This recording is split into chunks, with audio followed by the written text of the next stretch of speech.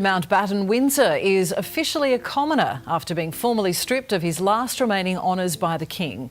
Nine's Europe correspondent Hannah Sinclair has more. Well, the disgraced royal has now lost all of his royal titles, but he is still clinging on to one more. Now, they have told us overnight that Andrew, it's interesting not to say Prince Andrew, because of course that has been tripping off our tongues for decades, but now no longer. Simply Andrew should now give evidence in court. But this is the full Monty. They have gone for it. They would have had all kinds of other options, less dramatic options, perhaps kinder options to Andrew, but they have chosen not to pursue those. And we're entering slightly unknown territory. Andrew's announced that he's going to stop using his titles, but is that enough? I mean, some politicians out there want him to formally be stripped. Andrew Mountbatten Windsor is no longer supposed to use the title His Royal Highness. That was made public years ago, clearly and without debate. But now a new report is stirring things up again. As his belongings were moved into his new home at Marsh Farm, several boxes showed up with labels that don't sit right. Some were marked HRH office, others HRH sitting room, and even HRH meeting room. I guess you don't pay $12 million out if you're a clean skin, right? How does she describe Prince Andrew? I think, as we've just heard from Andrew, the bigger issue here is what happens with future allegations, what actually happens with the allegations if they're not going to be aired, and we still have this idea of a pay. This is Crownelle, where royal drama gets unpacked step by step. And what's coming next is already raising serious questions, with more claims starting to surface. This wasn't just one label or a small slip. The entire setup still centers around a title he is not meant to use. That is what makes it hard to brush off. If the title is gone, why do the labels and setup suggest otherwise? That question points to something deeper, because this is about more than just moving house.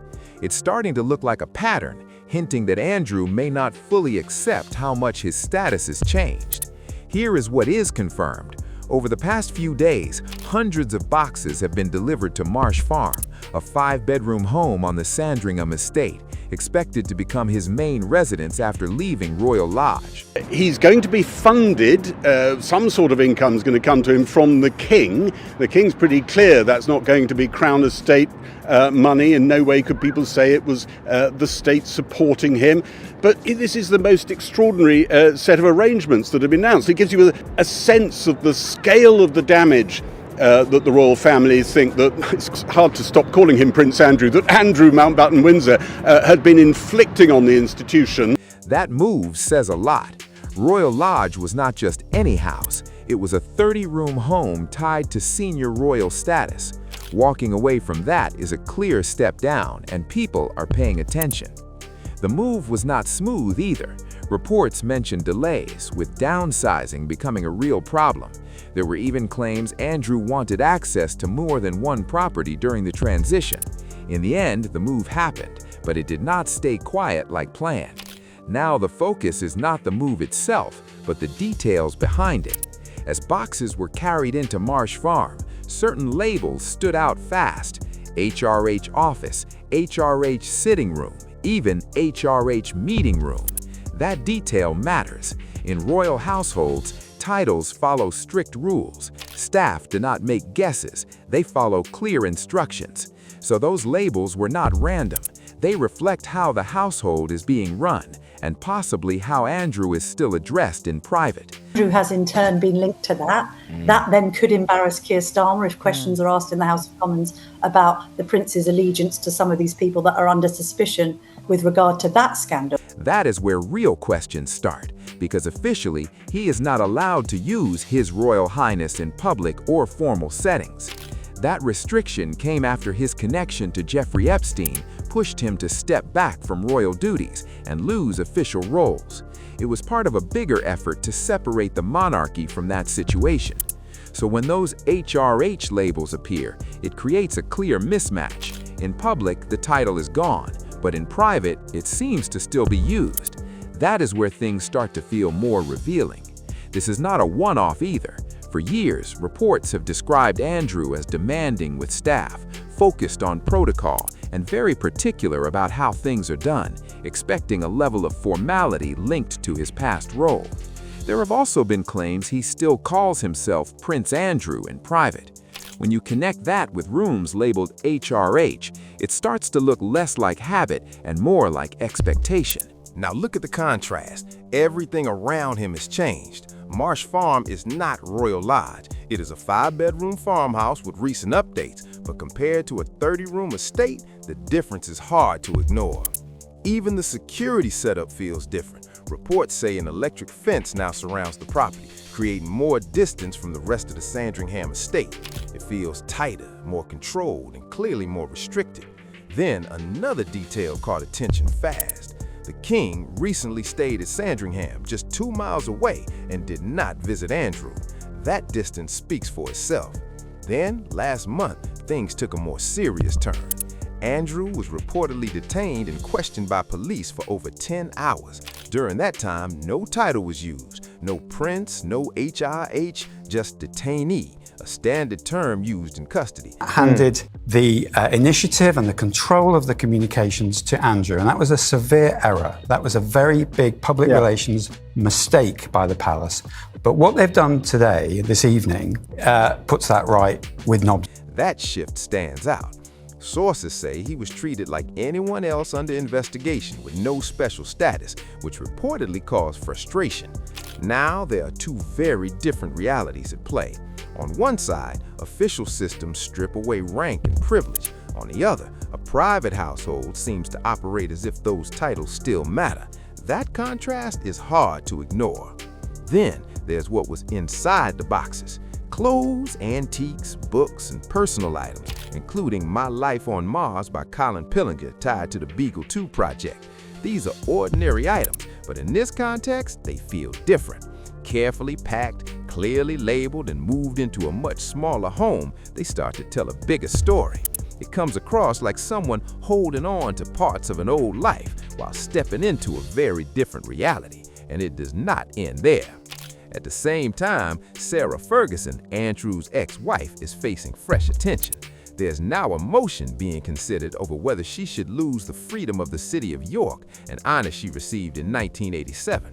So while Andrew settles into Marsh Farm, everything around him is still shifting. Andrew couldn't stop being a prince because he was a son of the late Queen, but they've found a way to do it, and they've found a way to do a lot else besides. And he's going to, as you said, no longer live in Windsor, but in a sort of internal exile, in some sort of property on the Sandringham estate. Nothing about this feels settled, and it all circles back to those labels, because they're not just words on boxes. They reflect how the household runs, how staff are guided, and how Andrew may still expect to be treated in private.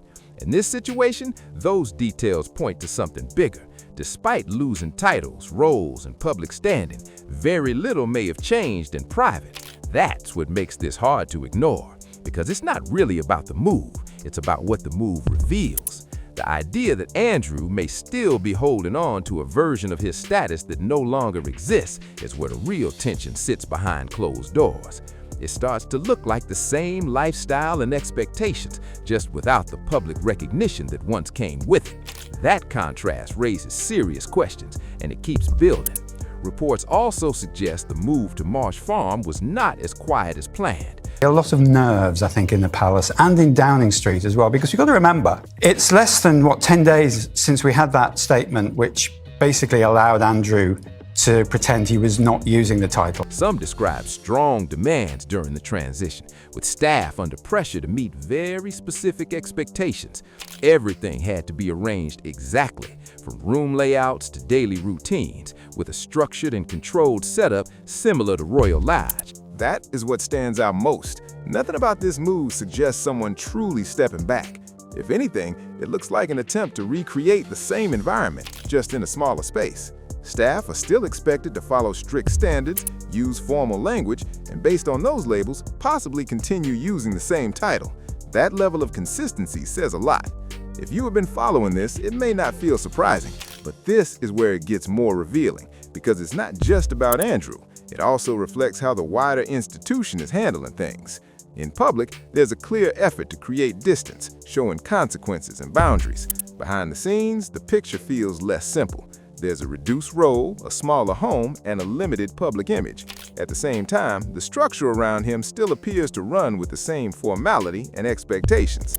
That contrast is what people are starting to notice, and it raises a bigger question about how long that balance can really hold. Now that tension is out in the open, the monarchy has spent years trying to protect its image under constant scrutiny. Every move is calculated. So when details like this come out, labels, staff expectations, daily routines, they cut through that carefully managed image. It also raises real questions about accountability. If consequences were meant to change behavior, why does so much of the old structure still remain? That is the core issue here, not just what has changed, but what has not. This is where everything connects. The move, the labels, the reports about staff expectations, and the contrast with his public treatment all point in the same direction. On paper, Andrew has lost titles, roles, and status, but behind closed doors, the setup still reflects much of the old system. That gap stands out. Publicly, one version is presented. Privately, it seems very different, and people are noticing more than ever. In a time where every detail is watched, even a label on a moving box can carry weight.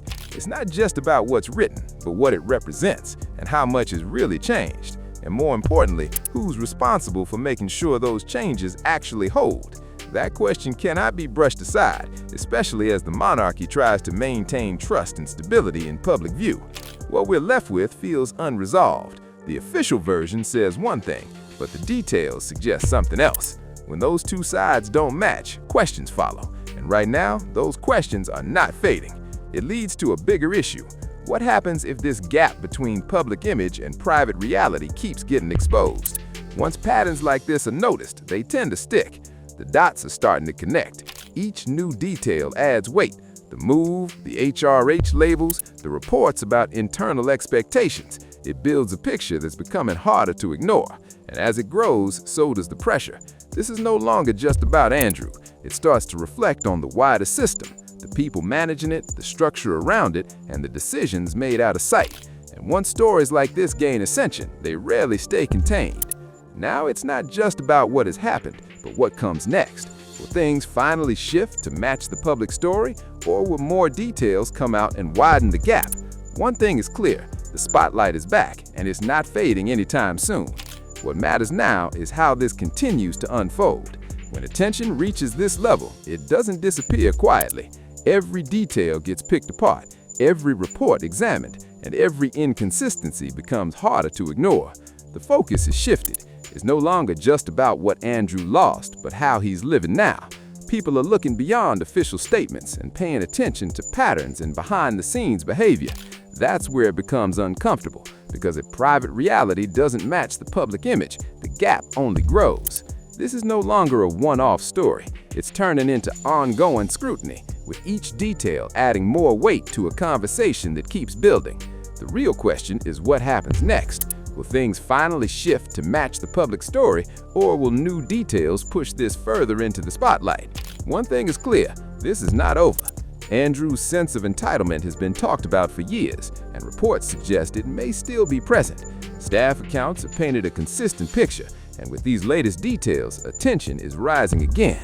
The idea that those titles may still be used in private concerns some, while others are not surprised. So it comes down to this. Are these old habits continuing quietly, or does it show something more deliberate about how he expects to be treated despite everything that has changed? Share your thoughts in the comments. If you found this interesting, like, share, and subscribe to Crownelle for more updates.